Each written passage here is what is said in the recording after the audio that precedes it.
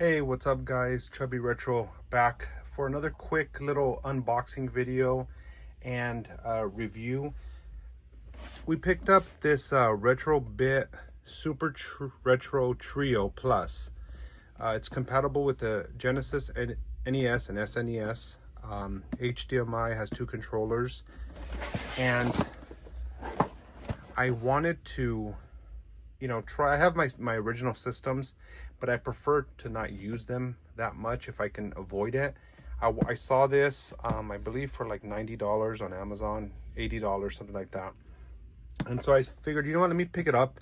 Let me see how it works. The one thing I'm kind of iffy about is the selector switch, where you would select different systems. I don't know if that's standard for these multi-cart systems, or if it's some of them do it like automatically, or if all of them are switched. So we'll see. I just recently found on Mercari this Jungle Book Super Nintendo cartridge, and it had the instruction manual, no box, but the manual is in pretty good condition. So I want to kind of test it out with this game here.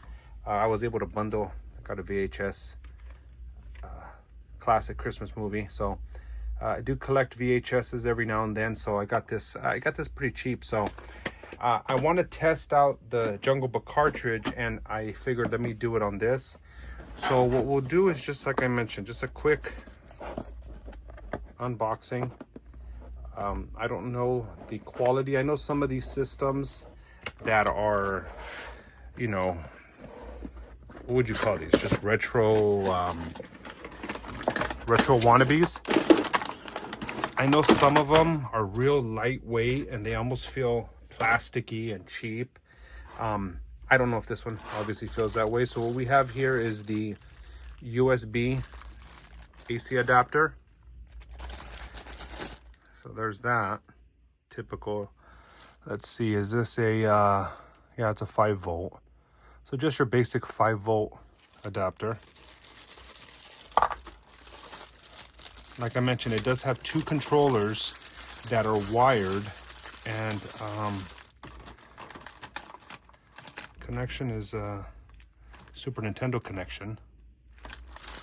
And let's see, they don't feel too plasticky right now. I mean, I would say probably very similar to the weight of the original Super Nintendo controllers, maybe a tad bit lighter, a little different shape, but I mean, plasticky buttons. This feels very plasticky and clicky, but I mean, it feels good. I mean, it doesn't feel terrible. So I mean, we shall see. So like I said, two controllers, and then HDMI cable. I believe it's a 6-footer. The USB power cable. I wish it would have been USB-C, but. And then you have the system with the obvious instruction book. It does feel light. It does feel light. I mean, it does kind of feel light duty. What is this? Oh, the controller ports. Okay. So it looks like you can use the provided controllers, but you can also use the original NES, Super NES or Genesis controllers with it. So that works. I mean, that's a nice feature that you have that option, and it's hidden behind a door here. And so it has a switch here. So you're going to switch between, you use their SNES controller, or you switch it over to use, I'm assuming, any of these. I mean, that's a nice option. That's a nice option that they give you that. The reset button feels a little clicky. And then, like I said here, I mean, it feels, then you have the HDMI, AV, and the, is this micro USB? So I mean, let's get the Jungle Book. I mean, it feels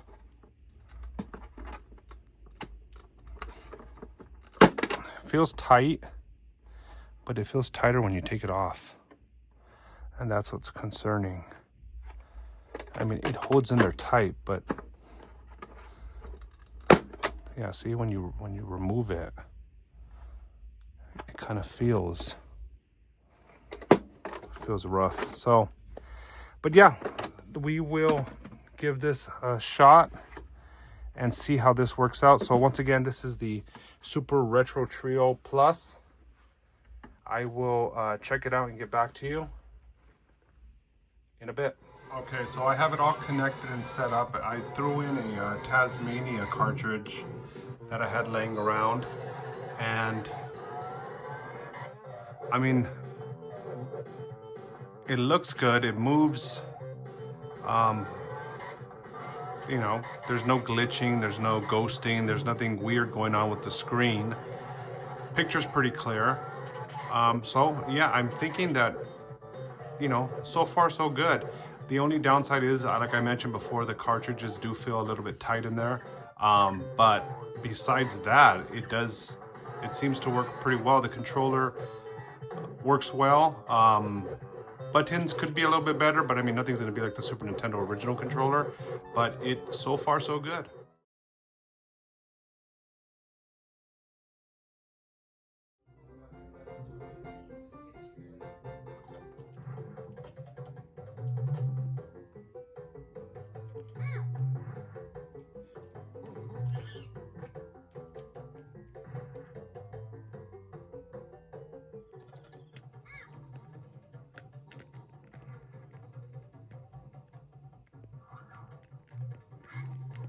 So there you have it. I'd say I'd give this system probably a 7 out of 10. The D-pad is a little bit sticky, a little bit hard. The buttons are clicky, a little plasticky, and I just don't like the fact that the system holds the games in so tight. I feel like over time that'll damage the cartridges, but yeah, maybe 7 out of 10. For what it costs and for what you get, I mean, yeah, so far so good. So go ahead, like, subscribe, and comment. Thanks for watching, guys, and we'll catch you on the next one.